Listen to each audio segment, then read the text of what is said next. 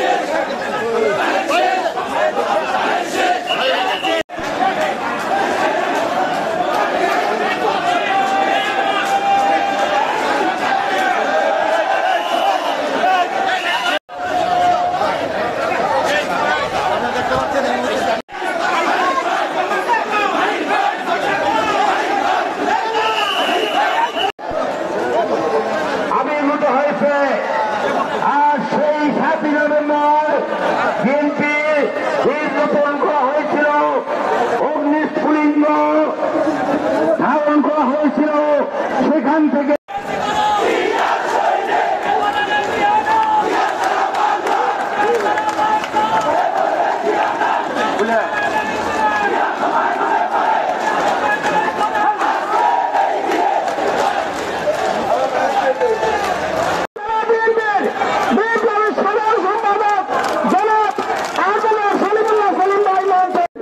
জাতি ধর্ম বর্ণ নির্বিশেষে নারী পুরুষ সমন্বয়ে যার উপর বিশ্বাস এবং আস্থার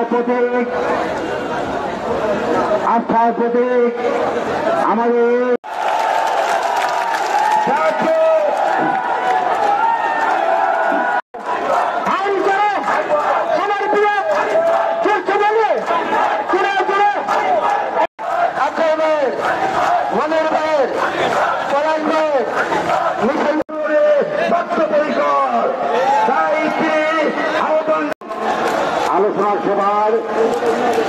সংগ্রামী সভাপতি সাধু জেলার সাধু